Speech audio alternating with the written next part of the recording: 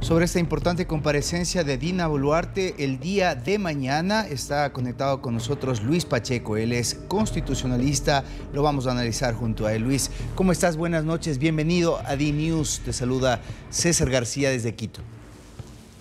César, muy buenas noches, encantado de estar en tu programa, un saludo fraterno para Quito y toda América Latina, a tus órdenes. Muy gentil. Bueno, hemos tenido casos en donde los presidentes del Perú acuden a la Fiscalía a comparecer, pero muchas veces acogen al silencio. ¿Qué piensas que va a pasar el día de mañana con Dina Boluarte alrededor de estas manifestaciones que dejaron 69 muertos? Bueno, lo primero que hay que establecer es la premisa sobre la que se desarrollará la diligencia en la que participará el día de mañana la señora Presidenta de la República. Como recordarán los televidentes que están siguiendo las noticias que acontecen en el Perú, entre los meses de diciembre y enero de este año, diciembre del año pasado y específicamente después de ese indigno día del 7 de diciembre, en el cual Pedro Castillo se hizo un autogolpe de Estado fallido, empezaron a insurgir algunas manifestaciones que generaron las movilizaciones básicamente del sur del Perú, movilizaciones millonarias, además hay que decirlo, donde nosotros los peruanos hemos sido testigos de cómo se han movilizado a cientos de personas en camionetas, ómnibus, autos particulares y todos digamos, nuevos, ¿no?, provenientes desde los departamentos de Arequipa, Puno, Ayacucho, Apurímac, Cusco. La primera pregunta que nos formulábamos era: ¿y quién paga el costo de esas movilizaciones?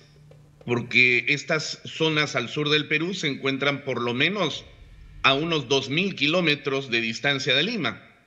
¿Quién paga la gasolina? ¿Quién paga el petróleo? ¿Quién paga el alquiler de estos vehículos?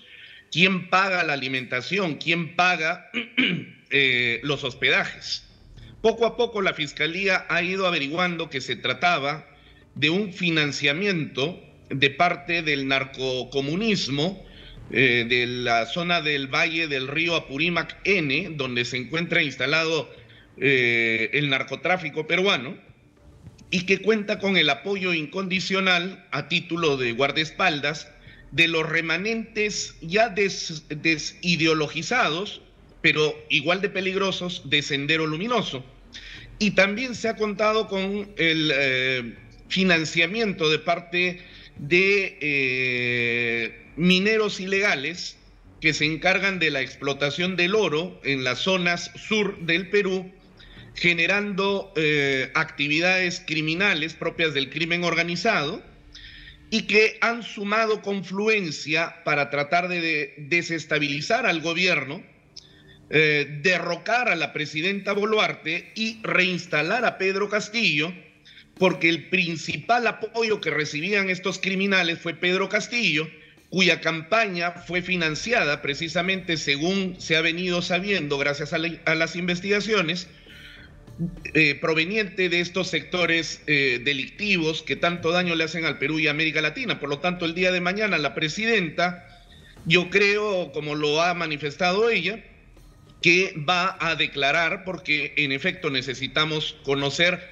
la verdad que sistemáticamente se ha estado ocultando a través de ciertos medios de comunicación, básicamente extranjeros, vinculados a movimientos políticos de izquierda, y donde la Comisión Interamericana de Derechos Humanos, que definitivamente ya no le hace absolutamente ninguna representación a los orígenes del sistema interamericano de derechos humanos, se han prestado en esta comparsa internacional para acusar a Dina Boluarte de genocida, violadora de derechos humanos, cosa que definitivamente no ha sucedido en el Perú, y esto hay que ser claro al establecerlo. Ok, en ese sentido, lo que tú piensas que mañana deberá argumentar la presidenta es de que se trató de contrarrestar lo que tú acabas de describir, pero que no se violaron derechos humanos. es que dos requisitos indispensables para cometer crímenes de lesa humanidad es, en primer lugar, que el Estado genere una política pública que esté alineada al exterminio de cierto sector social, político o racial del Perú. Entonces, lo primero que tendríamos que preguntarnos es, ¿y cuál es esa política pública? Nadie va a poder responder a esta pregunta por la sencilla razón que esa política no existe. Y el segundo elemento configurador de los crímenes de lesa humanidad es que los ataques sean sistemáticos, es decir, prolongados en el tiempo. Lo que nosotros hemos visto, y lo ha visto toda América y el mundo entero, ha sido más bien por el contrario, que han habido movimientos de personas engañadas y ciertamente cansadas por la pobreza que existe en estos lugares, eso tampoco se puede negar, y lamentablemente convertidas en partes integrantes de mesnadas, ¿no? Han sido movilizadas hasta Lima en lo que se ha llamado la toma de Lima. La intención era destruir todo lo que encontraran a su paso para generar tal cantidad de zozobra que finalmente la presidenta se viera obligada a renunciar. Y es en este contexto que fallecieron los más de 60 peruanos que perdieron sus vidas. Ahora, la pregunta es, ¿quiénes mataron a esos más de 60 peruanos? Esa es la pregunta fundamental. ¿Fueron las Fuerzas Armadas y las fuerzas policiales? Particularmente, yo, como muchos peruanos aquí en este país, lo dudamos por una sencilla razón.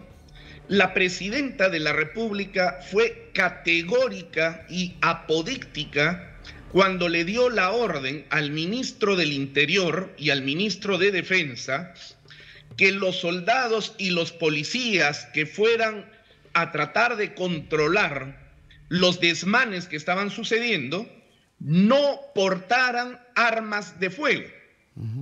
La pregunta es entonces, si la policía y el ejército no portaban armas de fuego, ¿cómo termina la gente fallecida por armas de fuego? La hipótesis que nosotros sostenemos, y es que esta ha sido ya una práctica generalizada de parte de la izquierda y de los movimientos ultraizquierdistas como Sendero Luminoso, el MRTA, que tiene un congresista en el Perú, y el crimen organizado del sur del país, se encargaron de generar los muertos. Como lo dijo la congresista Sigrid Bazán, una congresista de la izquierda en el Perú, las protestas callejeras no nos sirven para nada, necesitamos muertos, porque de esa manera se genera la indignación a tal extremo que se obliga al presidente a renunciar. Y eso fue lo que lograron. Lograron los muertos, pero no lograron sacar a la presidenta porque el Perú la apoyó mayoritariamente. Bien, gracias por tu apreciación, tu análisis que se apega a lo establecido en la Constitución peruana. Veremos qué es lo que argumenta la defensa de Dina Boluarte mañana cuando comparezca en el Ministerio Público. El abogado de Dina Boluarte es un experto constitucionalista, apolítico, y yo estoy seguro que el día de mañana va a iniciarse un proceso de análisis de la verdad y no tal como la ha presentado la izquierda. Muchas gracias, César. Un gran abrazo. Cuídate mucho.